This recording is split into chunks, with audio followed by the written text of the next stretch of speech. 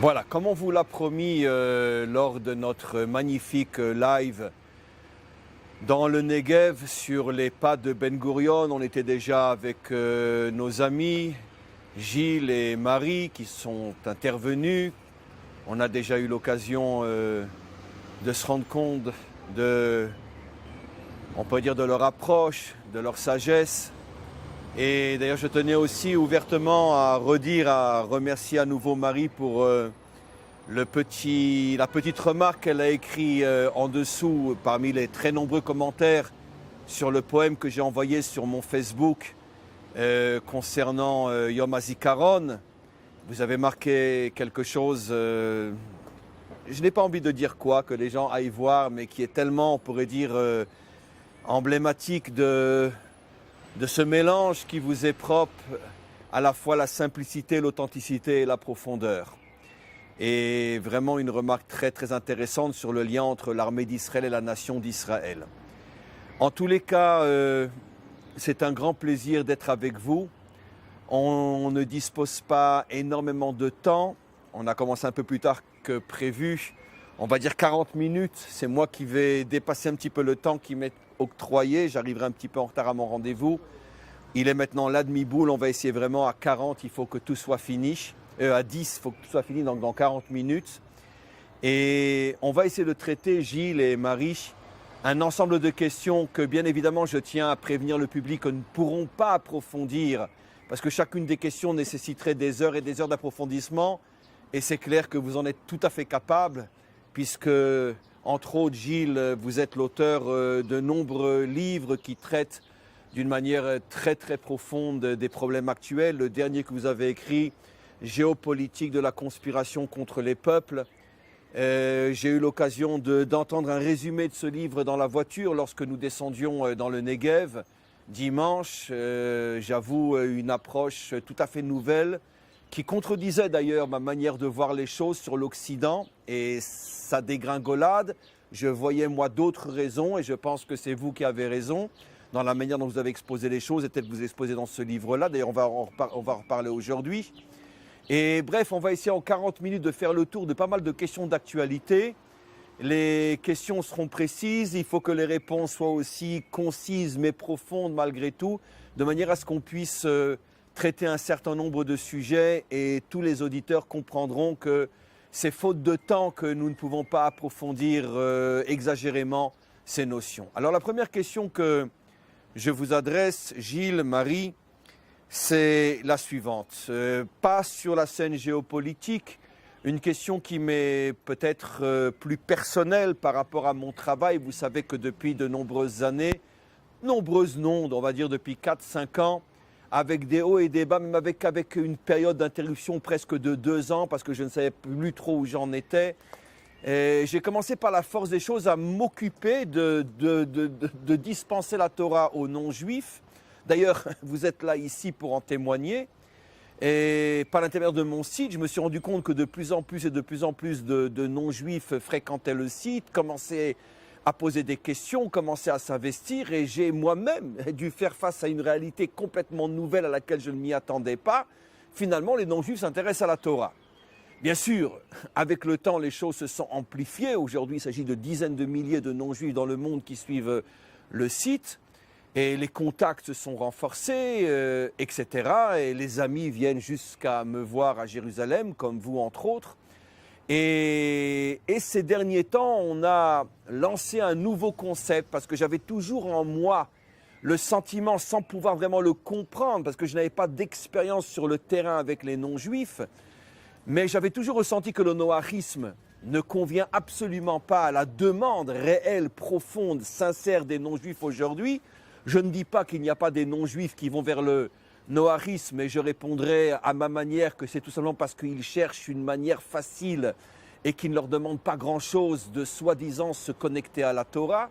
Mais tous ceux qui sont sincères, profonds comme vous, et vous êtes des centaines de milliers dans le monde, sentent que le noahisme ne peut plus répondre aux questions d'aujourd'hui, et on a lancé un nouveau concept qui est l'adamisme, et qui finalement considère que le non-juif a véritablement le droit de connaître, d'apprendre et jusque dans les limites du possible, s'investir même dans son identité, même en tant que non-juif, comme partie intégrante du message thoraïque.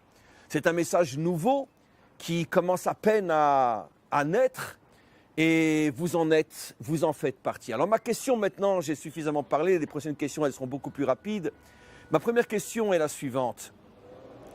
Comment vous voyez l'avenir de ce nouveau concept adamique, puisque de toute façon le concept noachique n'a jamais eu ni de présent ni d'avenir, ça a toujours été un concept de toute façon très abstrait, qui aujourd'hui de toute façon ne concerne encore une fois que ceux qui ne cherchent pas vraiment la véritable réponse à leurs véritables questions. Comment concevez-vous, puisque les adamiques se sentent très seuls, très abandonnés, les groupes ne sont pas encore formés, la ligne n'est pas encore claire. Comment vous voyez dans un proche avenir, puisque le proche avenir c'est ce qui me concerne moi, mon travail pour les générations après, je ne sais pas, comment vous concevez l'avenir dans un proche avenir de la diffusion donc de la pensée adamique? Oui, bien bonjour avant tout. C'est une question qui est très difficile, qui est malgré tout essentielle pour nous, comme je pense, tous les gens qui ont touché, comment dire, le fait qu'il y a quelque chose qui ne va pas.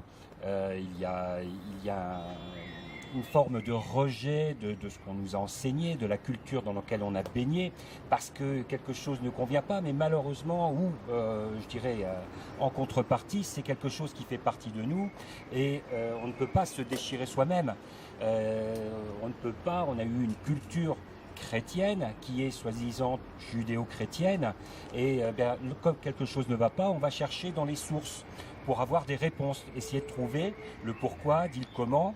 Donc on va trouver quel est le problème pour pouvoir corriger. Donc la façon dont on voit l'avenir, ensuite je crois que c'est pour le moment des questions chaque fois individuelles. J'ai ma propre intuition, parce qu'il n'y a pas de vérité. Je dirais que quelle est la chose essentielle qui, à votre avis, manque pour avancer le projet de la diffusion de la Torah au sein des non-juifs? Manquerait-il quelque chose? Peut-on envisager que l'enseignement suffit, ou il faudrait des structures, il faudrait quelque chose? Il faudra des structures, mais la grande difficulté par rapport à notre vécu, c'est d'avoir un dénominateur commun entre tous les, disons, adamiques non-juifs, bien sûr. La grande difficulté est là, puisque c'est une question de logique. Pour ma part, j'entends que les adamiques, ça correspondrait à 70 nations, ce qui signifie en toute logique que ce n'est pas une seule nation. Ce n'est pas que les francophones, c'est évident. Non, mais une nation, qu'est-ce qu'une nation? Ensuite, il y en a différentes. Donc en fait, je suis un adamique, un autre est un adamique, mais quel est le lien entre nous? Je pense que c'est ça qu'il faut arriver à définir. Et l'avenir, à mon avis, c'est à travers une morale nouvelle qui se libère de la charge culturelle qui nous a un petit peu plombés. Donc c'est arriver à diffuser, à intégrer et adhérer. La notion d'adhésion me semble très importante à des valeurs qui soient cadrées sur quelque chose de concret. Donc c'est une sorte de charte de la morale adamique. Bon, j'aime pas le mot, c'est du français, mais quelque chose à définir. Ou plutôt une sorte de charte de l'identité adamique. Là c'est déjà mieux dit. Oui, certainement. Et arriver à retrouver cette identité adamique. Il faut la retrouver, il faut la construire. Ce que je pense individuellement, moi personnellement, c'est que nous en sommes au point où était Abraham. Abraham avant d'être appelé Abraham. Oui, voilà. À ses débuts. Abraham. Il était dicté, je suis un petit peu au court, par ce qui forme l'absolu, l'extrémisme. Ce qui correspond à l'identité occidentale aujourd'hui. Alors sachez que justement sur ce point, après on va passer à une autre question, et de ce que je sais moi, de mon expérience sur le terrain, donc dans ma confrontation avec mes très nombreux élèves non-juifs qui se réclament de l'identité adamique, c'est qu'il y a une grande discussion au sein des non-juifs. Certains pensent que pour l'instant, dans la mesure où pendant des millénaires, les non-juifs n'ont jamais entendu parler de la Torah sérieusement, à part pour la critiquer ou la diaboliser. On est dans la phase qui va durer peut-être encore des années, où les non-juifs ont besoin uniquement d'entendre et d'apprendre. Et les structures, hors de question pour l'instant, on ne met pas la charrue avant le bœuf.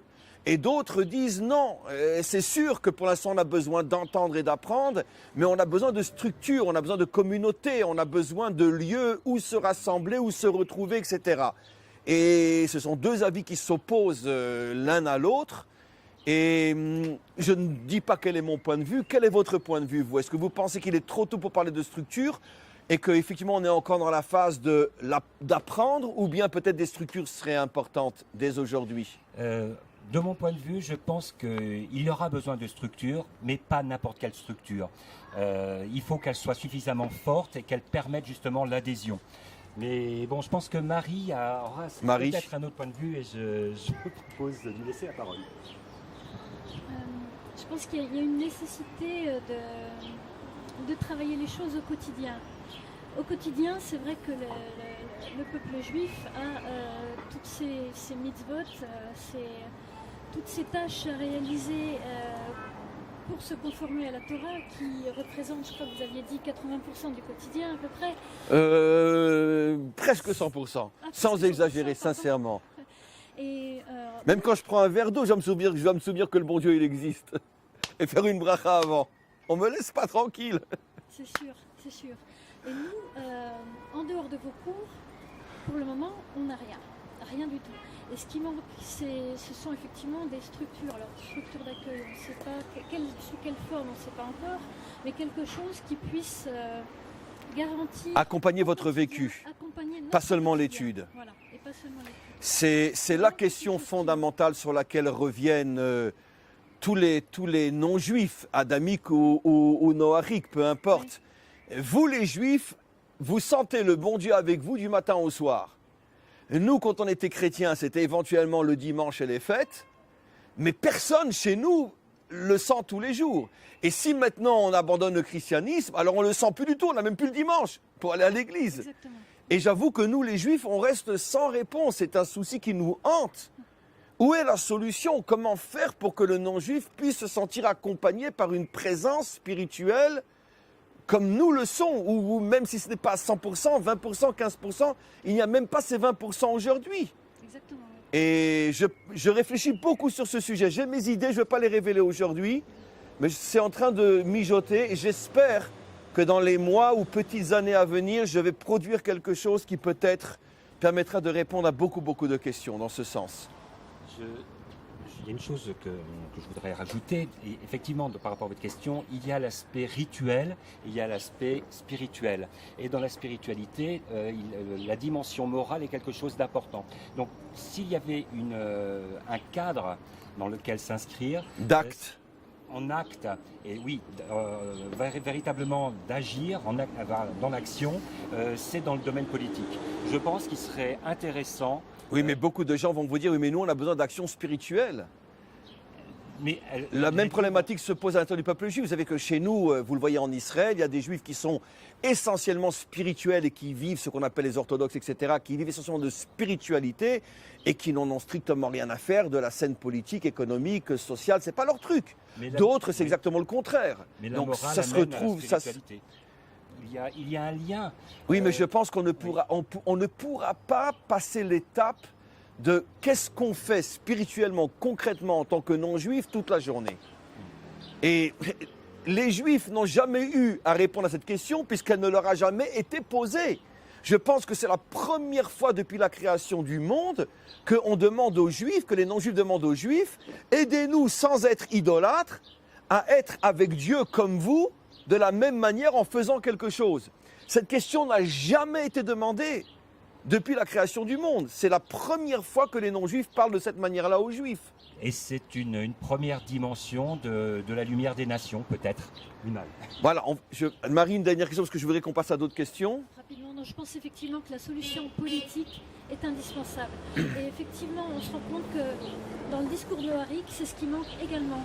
Il y a un discours, entre guillemets, on va dire sous-juif, de soumission, et qui ne tient pas compte du fait que nous aussi, on a besoin de se construire de manière autonome. Et ça peut se faire également, ça doit se faire également par un système politique établi. Voilà, donc je vais maintenant passer à une autre question dans un autre domaine, beaucoup plus sur l'actualité. La question qui était notre débat dans la voiture, je voudrais que vous reveniez sur votre réponse, mais d'une manière beaucoup plus rapide et synthétisée et condensée. Voilà, donc c'est un fait que plus personne ne peut nier aujourd'hui. L'Occident a vendu son identité, il ne respecte plus son histoire, il ne respecte plus ce qu'il est, ce qu'ont été ses valeurs, ce à quoi il a appartenu, ce pourquoi il s'est battu, ce pourquoi des millions sont morts. Aujourd'hui, d'une manière, j'avouerais, honteuse, l'Occident se trahit lui-même et finalement accepte qu'une identité ou des identités étrangères qui n'ont rien, excusez-moi, rien à voir avec le passé occidental, viennent s'imposer et viennent finalement transformer, falsifier jusqu'à remplacer l'identité européenne et occidentale par une nouvelle identité qui fait que, dans un premier temps, sur le plan idéologique, l'Europe, l'Occident disparaît et peut-être après, ça sera pire encore, car tout le monde imagine ce qui peut se passer si on ne freine pas les choses suffisamment à temps. Alors, moi, j'avais émis l'idée, et c'est là que vous m'avez corrigé, que cette perte d'identité, cette complicité à son propre assassinat venait du fait que finalement l'Occident n'avait plus vraiment de valeur. Et comme la nature a horreur du vide, finalement, tu n'as rien à proposer aux Français aujourd'hui. Le patriotisme, la nation, tout le monde s'en fout royalement. Il n'y a pas un Français qui est prêt à mourir pour sa patrie aujourd'hui, en tout cas un Français bénévolement. Si c'est pour de l'argent, c'est autre chose. Mais c'est évident que c'est pour ça qu'on a annulé l'armée obligatoire, parce qu'il n'y a plus de patriotisme dans aucun pays au monde occidental. Et moi, je disais que c'était par manque de valeur, donc les autres prennent la place. Et vous avez une autre thèse. Vous me dites que non, c'est dans l'esprit occidental, depuis même sa naissance, que tout se préparait à en arriver là. Alors pourquoi? Expliquez. Oui, donc ça va être un petit peu complexe en quelques mots. Je dirais que j'ai la théorie, la thèse que qui est d'ailleurs dans ce livre-là. En partie. La dimension spirituelle n'y est pas vraiment, mais dans le fond, elle y est. En ce qui concerne les gens qui sont prêts à mourir pour leur patrie, pour quelque chose qui les dépasse, il y a toujours eu. Maintenant, la particularité, il y a une formule qui dit que d'un côté, il y a ceux qui sont prêts à mourir pour des idées, et de l'autre, il y a ceux qui en vivent. Et ceux-là en vivent très bien. Donc, je dirais que sa formule explique un petit peu tout. Donc, c'est là qu'on retrouve la conspiration contre les peuples. Il y a les peuples qui sont prêts à mourir pour leurs idées, pour leur idéal. Et puis, aujourd'hui encore ? Aujourd'hui encore, bien évidemment. La nature humaine est ce qu'elle est. Elle peut être influencée, mais fondamentalement... Mais si la France était prête à mourir pour l'histoire française, elle ne se laisserait pas dénaturer comme c'est le cas aujourd'hui partout. Mais qu'est-ce que c'est que son histoire? Son histoire, c'est aujourd'hui est attachée à des valeurs, le souci de l'autre et le souci de l'autre. Alors ça, c'est le point important, ne le lancez pas comme ça. Vous avez dit qu'en vérité, que on pourrait dire dans l'essence de l'esprit occidental, il y a dès le départ la philosophie de la curiosité de connaître l'autre et même de fondre dans l'autre. Oui. C'est-à-dire, expliquez ce point-là. Je dirais que l'identité primordiale occidentale pourrait se résumer à ce qui est un titre d'un film, qui est Orgueil et préjugés. Elle est faite d'orgueil, de dimensions orgueilleuses profondes et également de manière totalement liée, un sentiment de supériorité. Et il y a... Donc si on est orgueilleux et supérieur, on ne veut pas s'assimiler à l'autre. Il y a une contradiction qui est qu'on va toujours trouver mieux. Et il y a des mythes fondateurs. Le mythe est quelque chose de très très important. Dans la culture occidentale et chrétienne, il y a un personnage qui s'appelle Philon, qui était un juif d'Alexandrie. En Égypte. En Égypte. et qui a essayé qui a validé la Septante, donc la transmission de la Bible traduite en grec. Ah, c'est lui qui a validé. C'est lui qui a validé et il a défini que, parce qu'en fait c'était un contemporain de Shammai et Hillel avec qui il correspondait. C'était un personnage très très important. Son nom juif c'était comment C'était un Racohen. C'était un Cohen. Oui. Il interprétait la Bible comme à travers le sens littéral et l'allégorie. Et donc l'allégorie étant ce qui va permettre de révéler la réalité, la vérité. Or, il se trouve que la Grèce est constituée, je dirais, l'essence grecque est allégorique. On retrouve à travers tous les personnages, tout le mythe fondateur de la Grèce. Le mythe fondateur principal, c'est celui de la guerre de Troie, donc à travers Homère, et on trouve le personnage principal qui est Hélène, qui va être enlevée par Paris. Alors qu'elle est grecque, elle est finalement séduite par un Troyen. Oui, donc le choix, le personnage d'Hélène est quelque chose de fabuleux à analyser. Il révèle toute cette réalité de l'identité. De toujours chercher mieux que soi et d'y adhérer. Son premier mari était Ménélas. Elle a choisi son mari parce qu'il était le plus beau. Mais le plus beau ne suffit pas parce qu'il y a toujours plus beau que le beau. Et elle a trouvé Paris qui était plus beau que Ménélas. Donc elle a adhéré à Paris. Elle a adhéré, oui, et elle est devenue troyenne. Du coup, c'est Hélène, on l'appelle Hélène de Troie. Donc vous dites que finalement, d'ailleurs ça correspond, c'est absolument incroyable, ça correspond à un midrash. Vous dites que l'identité occidentale est fondée sur la volonté d'aller toujours plus haut et d'adhérer à ce qu'on trouve de plus haut, même si ça doit m'obliger à nier ce que j'étais quand j'étais à l'échelon en dessous. C'est ça. Ça me fait penser à cette fameuse échelle de Yaakov, où il voit des anges monter et redescendre. C'est-à-dire que tout s'arrête à un certain niveau. Mais nos maîtres expliquent dans la Torah orale que quand il a vu l'ange de Édom, le monde occidental, monter, lui, il ne redescendait plus. Oui. Il est monté jusque... À ce moment-là, c'est Hachem qui lui dit, les autres sont redescendus d'eux-mêmes, toi tu refuses de redescendre, c'est moi qui te ferai redescendre. D'après ce que vous dites, j'y ai jamais pensé de cette manière-là, ça veut dire qu'il y a dans la nature ou la culture occidentale cette volonté d'être toujours en vérité celui qui est le meilleur, mais ça va m'obliger finalement à changer constamment d'identité parce que je vais toujours trouver quelque chose de meilleur que moi. Donc tout ce que j'ai dit moi, que finalement l'Occident se trahit en abandonnant son histoire et son identité, c'est pas juste en vérité.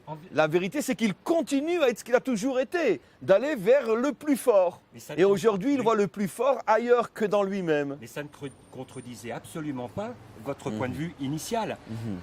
C'est juste une autre vision, mais c'est la même chose. Oui, et malgré tout, bon, pourquoi la perte de la mort, je dirais, d'Hélène, la mort de la Grèce est annoncée également. C'est ça qui est fabuleux dans la mythologie européenne et occidentale, et c'est pas uniquement grec. Ce qu'on avait pu aborder également en voiture, il y a le pendant à Hélène, qui s'appelle Cassandre. Cassandre, c'est un personnage qui est doué de prophétie. Et elle annonce tous les malheurs. Mais, et pourquoi les malheurs arrivent? C'est parce qu'elle les a annoncés. Personne ne la croit. Voilà, donc la mort de l'Occident, je dirais, c'est un suicide. Et déjà écrit dans la mythologie grecque. Oui, et on connaît la cause. Donc vous pensez que, vous expliquez que Hélène est le personnage de l'essence occidentale. Oui, et qui va toujours vers le plus beau, quitte à trahir ce qu'elle a été jusqu'à aujourd'hui. Oui. Elle était grecque, elle devient troyenne parce qu'elle a trouvé chez les Troyens plus beau que chez les Grecs. C'est ça, exactement. C'est très très fort. Et donc l'annonce est connue et on connaît également elle est connue donc des Troyens. Les Troyens savent ils le savent en leur fond intérieur, mais ils ne veulent pas y croire. Et de la même manière, qu'est-ce qui va perdre les Troyens? C'est le cheval de Troie. Donc les Grecs rentrent par ruse. Et c'est quoi? C'est l'accueil de l'étranger. Et c'est systématique. Eux aussi, ils accueillent l'étranger, ils se font avoir. Oui. Parce que les Troyens sont également des Occidentaux. Donc si on devait conclure cette question pour passer à la suivante, on pourrait dire, avec toutes les nuances qu'il faut apporter si on exploitait le sujet à fond et sérieusement, mais dans le cadre de cette intervention, que finalement, cette attirance irrationnelle qu'a l'Occident pour une nouvelle culture, une nouvelle religion, des gens venus d'un autre monde et à qui on facilite à ce point l'entrée en Occident en sachant quel sera le prix à payer, le prix qui est déjà lourdement payé, c'est parce que quelque part, peut-être que l'Occident est attiré par une nouvelle approche, peut-être de force, de détermination, de savoir qui on est, où on va, qui on sert, alors que ces valeurs-là ont été perdues de l'Occident. Tout d'un coup, on voit maintenant une civilisation qui, elle, sait pourquoi elle se lève le matin, elle sait, dans son contexte idéologique, elle, où elle va, elle a des valeurs, elle a des règles, elle a des normes, et l'occidental, qui lui se lève le matin, il ne sait plus pourquoi, il voit en face de lui ce bulldozer qui dit « je sais où je vais », waouh, j'adhère. Oui, mais en fait, ce n'est pas, inconsciemment, ce n'est pas de la soumission, mais c'est l'adhésion à On veut le récupérer. l'identité réelle. Oui, oui, oui. Voilà, voilà. Très fort. Très bien, on va passer à une autre question. Merci vraiment pour cette réponse sur laquelle il y a à méditer, bien sûr, pendant des jours et des jours. Et on reviendra sans doute sur ces questions d'une certaine manière ou d'autre.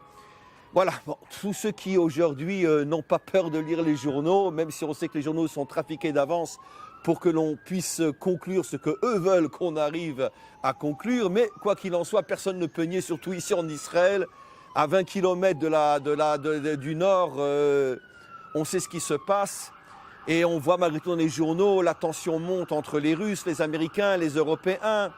Les Français et les Britanniques qui décident, va savoir pourquoi, de s'associer aux Américains pour bombarder la Syrie, en sachant qu'ils s'exposent à des représailles et qui s'exposent à des représailles de la part des Russes et d'une autre manière par le terrorisme, puisque les Iraniens sont, on pourrait dire, les propriétaires de tout terrorisme, même sunnite dans le monde. C'est eux qui commanditent tout, comme on le sait. Et donc, la tension monte, les propos deviennent de plus en plus virulents. Est-ce qu'on parle clairement de guerre? C'est le discours officiel, on va vous rentrer dedans, etc. Est-ce que vous pensez sérieusement que ça y est, on est au bord de la Troisième Guerre mondiale et dans le langage biblique, on est vraiment dans les dernières phases de la guerre de Gog et Magog? Dernière phase, je dis bien, parce que pour nous, la guerre de Magog a commencé il y a fort longtemps, mais dans les dernières phases les plus terribles, en français, la Troisième Guerre mondiale, qui sera, d'après notre tradition, la dernière, et celle qui sera, malgré la matrice de la délivrance finale, mais avec tous les drames que cet accouchement va opérer. Est-ce que vous pensez qu'on va y passer? Est-ce qu'on va y penser? Pour aller droit au but, je dirais d'abord que Einstein avait une formule qui disait que celui qui se veut un oracle échoue piteusement devant l'éclat de rire des dieux. Donc dire ce qui va se passer, il ne m'appartient pas et je vais faire preuve un petit peu pour une fois d'humilité en disant que non, mais malgré tout on peut essayer d'analyser ce qui se passe. Le risque est très très important, il n'a jamais été aussi important. Maintenant, depuis la Deuxième Guerre mondiale, on a eu les missiles à Cuba, etc. Il n'a jamais été aussi important parce qu'il n'a jamais été aussi confiné. On pourra parler d'une guerre mondiale dans la mesure où les Américains peuvent très bien, et il y a un risque majeur d'affrontement avec les Russes, les Turcs sont présents, les Iraniens sont présents et bien évidemment Israël est présent. Et c'est sur un tout petit territoire. S'il y a un affrontement entre les Russes et les Américains, ça se passera en Syrie, ça se passera au Moyen-Orient. Ça ne va pas se passer directement entre les États-Unis et la Russie. Actuellement, c'est ce qu'on a vu. Les Syriens ont été en première ligne. Par pays interposé. Oui, il n'y a aucun Américain, aucun Russe n'a été officiellement touché par les bombardements, par ce qui s'est passé actuellement. On pose ces pions. C'est un grand Mais les Iraniens, oui, jusqu'à présent... Jusqu'à présent, même quand Israël bombardait... Ah non, la dernière attaque d'Israël a touché de véritables Iraniens. Oui. Jusqu'à présent, c'était la milice iranienne qui était touchée, qui était peut-être des Syriens ou peu importe. C'est la première fois qu'Israël a attaqué des responsables haut gradés iraniens, 14. Oui. Donc la tension monte malgré tout. Oui, oui, c'est l'annonce qui a été faite par l'état-major israélien. C'est la première fois qu'il y avait un affrontement On direct. touche directement avec des l'Iran. Iraniens. Mais bon, l'Iran pourrait être le grand dindon de la farce. Ce qui se passe, c'est une partie d'échec. C'est une partie d'échec. Du point de vue américain, toute la stratégie américaine est fondée sur le principe du grand échiquier. C'est Brzezinski, depuis 30 ans qu'il a instauré. L'affrontement de la théorie, la théorie du grand échiquier affronte les États-Unis aux Russes, à l'URSS initialement, et aujourd'hui aux Russes. Mais bon, les Russes sont des grands joueurs d'échecs. Donc la partie est loin d'être Et gagnée. aujourd'hui, Poutine est un vrai leader. C'est un vrai leader, mais bon, à ce niveau-là, il n'y a pas trop de changements. Trump est un vrai leader également. C'est une partie d'échec. Il joue avec des pions, mais il faut bien avoir en tête que chacun joue en fonction de ses intérêts. Les intérêts russes ne sont pas les intérêts iraniens, ne sont pas les intérêts syriens. Il y a une dimension globale, il y a une dimension locale. Maintenant, et par contre, le risque majeur, c'est oui, il peut y avoir Un dérapage. il peut y avoir un dérapage à tout moment, et c'est surtout localement. Et ceux qui risquent le plus, c'est Israël. Parce que... À vision humaine. à vision humaine. Et, Bah oui, parce que c'est un trop petit territoire. c'est un trop petit territoire, c'est très très délicat.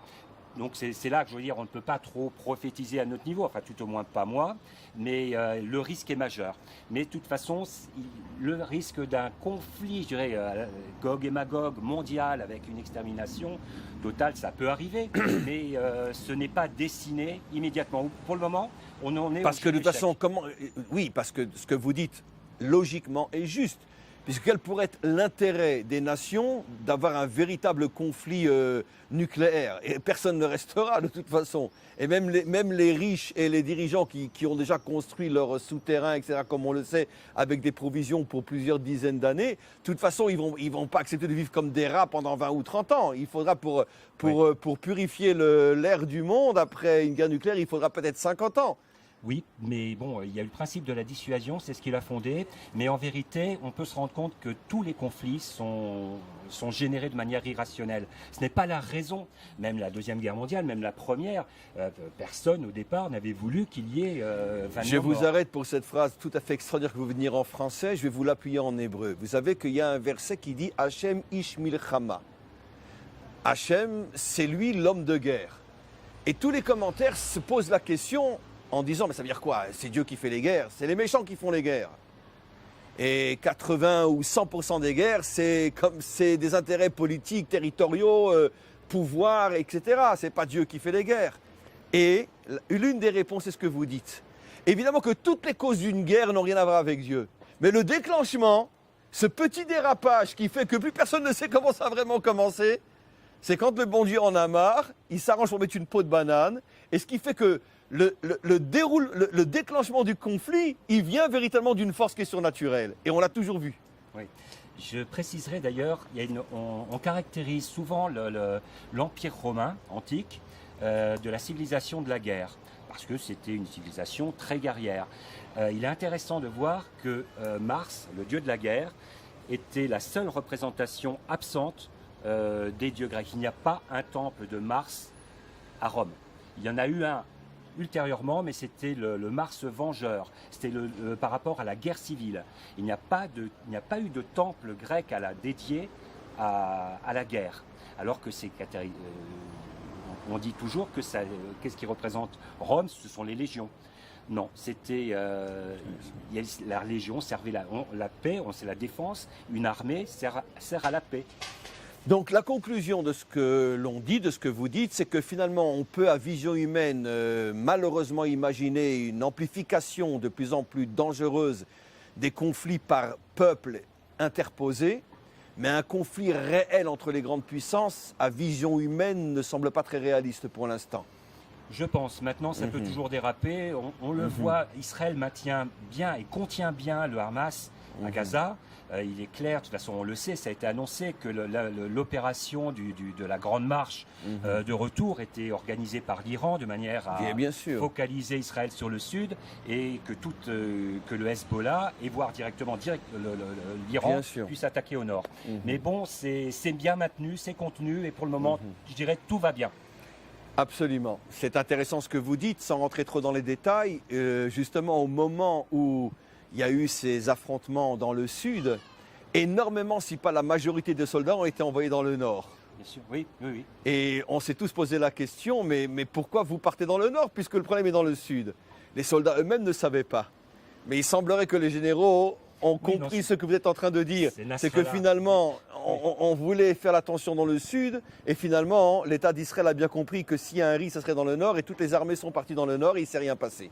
Absolument. Voilà. Il faut bien voir qu'Israël, c'est un tout petit pays, il y a 50 km de large, et ça ne maintient, d'un point de vue géologique, c'est le Golan qui maintient la sûreté d'Israël. La dernière question est une question bien sûr d'une ampleur utopique, c'est presque honteux de la poser, mais malgré tout on la pose quand même.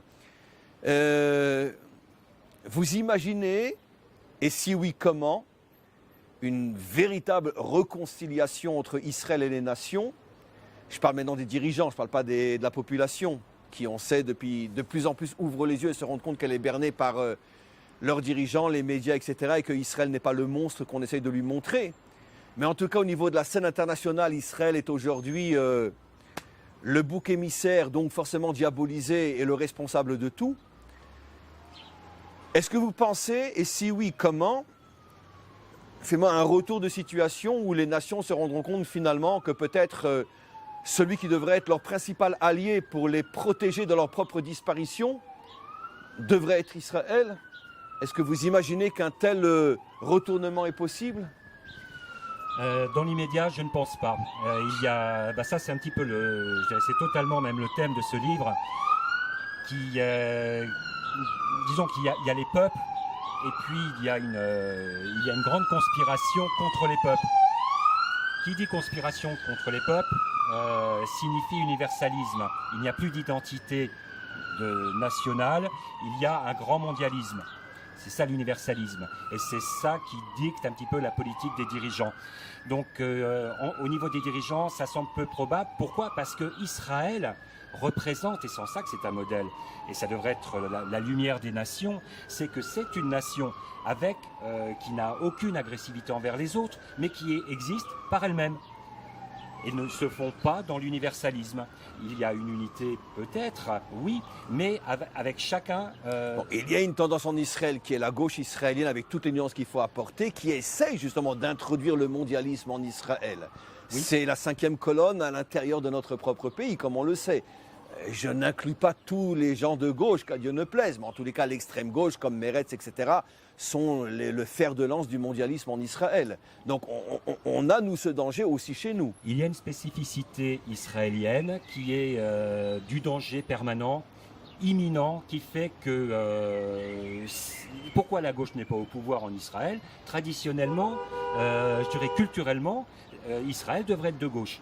Mais c'est pas possible. Pourquoi? Parce que le danger est trop présent. Il y a l'ennemi et entoure Israël. C'est le danger qui nous sauve. Oui. Soit que Israël, le seul pays qui peut dire dans notre histoire, c'est toujours le danger qui nous a sauvés. Je pense. Marie? Non, bon, voilà. Alors voilà, bon écoutez, je pense que c'était court, mais c'était très dense, c'était très intense, c'était très profond. Et je vais quand même l'annoncer, j'espère qu'on va se revoir d'ici quelques mois pour une conférence ici en Israël devant un public francophone. On va préparer cette conférence ensemble, on va décider où on le fera, sans doute dans le centre du pays, avec un live. Shmuel sera là et toujours présent, et ce qui permettra à des milliers, des dizaines de milliers de juifs et de non-juifs partout dans le monde de se brancher à cette conférence en direct. Donc on aura peut-être 100 ou 150 personnes sur place, mais on aura des dizaines de milliers de par le monde, ne parlons pas du différé. Et donc on va se retrouver, si Dieu veut, dans quelques mois pour une grande conférence ici en Israël sur un thème qu'on définira, mais sera très certainement un thème touchant à l'actualité qui certainement en quelques mois va tellement se remplir que les sujets seront très faciles à trouver, malheureusement, à cause de tout ce qui va se passer d'ici là. Et en attendant, Marie et Gilles, merci d'être à nos côtés.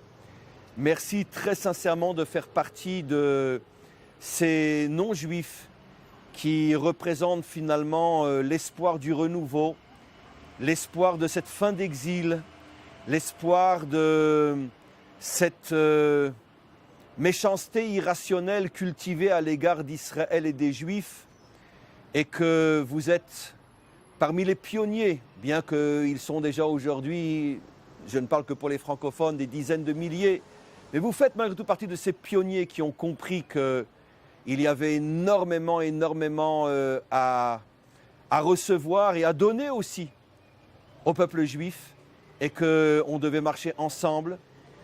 Votre présence nous renforce, comme je pense que nous vous renforçons aussi, et que votre exemple soit suivi par des milliers et des milliers d'autres, parce que notre petit microcosme aujourd'hui est peut-être la chose la plus forte au niveau de la conviction que nous avons, que nous sommes véritablement dans les temps de la délivrance, et que Dieu fasse que ce soit notre génération qui puisse voir non seulement le commencement, mais aussi la réalisation de cette délivrance. Merci à vous et à tous ceux qui, comme vous, sont à nos côtés, et à très très bientôt. C'est pour tout un honneur. Ah bon. Oui, merci beaucoup.